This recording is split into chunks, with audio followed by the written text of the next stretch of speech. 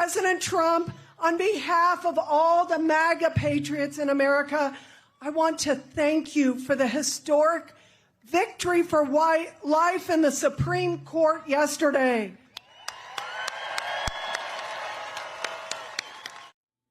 The historic victory for white life in the Supreme Court, yes.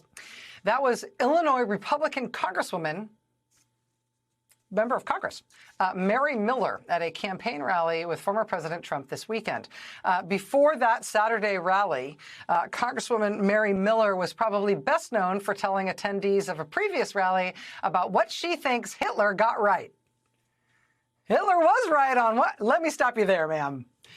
But after the stuff Hitler was right about, it's kind of faded into the background. There she was this weekend calling the Supreme Court's decision on Roe versus Wade a victory for white life. Now, Congresswoman Mary Miller's office put out a statement saying that moment in her speech was a mistake, just a misstatement. She meant to say the right to life.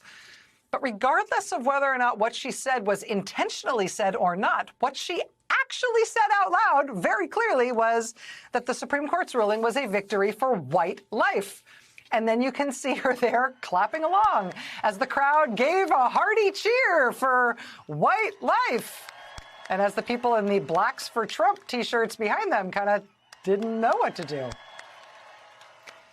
The reason Trump held that rally this weekend with Congresswoman Hitler was right, Mary Miller, white life, is because tomorrow she's going to face off in a primary against one of her fellow Republican members of Congress, Rodney Davis. A redistricting process in their state squeezed those two Republicans into one district, and so they've got a primary tomorrow. Trump is obviously supporting the Hitler was right victory for white life lady. The race tomorrow, we'll get to see whether or not she stays in Congress, and so therefore that'll certainly be one to watch. But there are primary races tomorrow in 8 states altogether. That one's in Illinois. There's also races in Colorado, Mississippi, Nebraska, New York, Oklahoma, South Carolina, Utah. And there's frankly a bunch of doozies in a bunch of those states. Colorado Republicans tomorrow, for example, are going to be choosing their candidate for the top job overseeing elections across the entire state of Colorado. And one of the Republican candidates in that Secretary of State race is this woman, Tina Peters. Now, if that name Tina Peters sounds familiar, it's because Tina Peters keeps making national news, because she is the county clerk in Colorado who is currently under indictment, charged with 7 felonies and 3 misdemeanors after she allegedly tampered with official voting equipment and gave sensitive voter information to election conspiracy theorists who then promptly posted it all online, including all the passwords. A Colorado judge has already barred Tina Peters from overseeing the 2022 elections in the county where she's the county clerk, but now she is running to oversee elections for the entire state of Colorado. Tina Peters, that said, is not the only that kind of candidate who's on the ballot in Colorado tomorrow. One of the Republican candidates in the primary race for governor tomorrow is this man, Greg Lopez. He's running on a platform in Colorado that Republican votes should count more than Democratic votes. Seriously.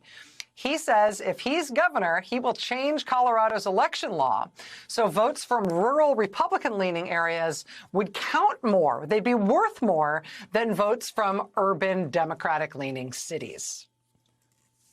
Okay. In Oklahoma tomorrow, Republicans are set to choose their candidate to replace retiring Senator James Mountain Inhofe. Among the dozen or so Republicans running in that race is another familiar face. His name is Scott Pruitt. He was head of the EPA under Trump. Remember him?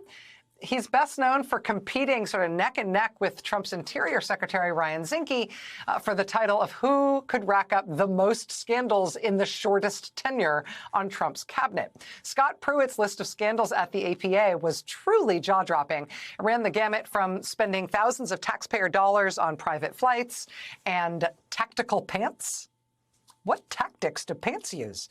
He allegedly used his office to try to get his wife her own Chick-fil-A franchise. He also had taxpayers pay for a soundproof phone booth that he installed in his EPA administrator office for his high-security soundproof chats. Now he wants to be the Republican nominee for Senate in the great state of Oklahoma. So, like I said, there's a lot of races to keep an eye on tomorrow. In Illinois, Oklahoma, Illinois and Oklahoma, polls close at 8 o'clock Eastern time tomorrow. In Colorado, polls are going to close at 9 p.m. Eastern. Watch this space.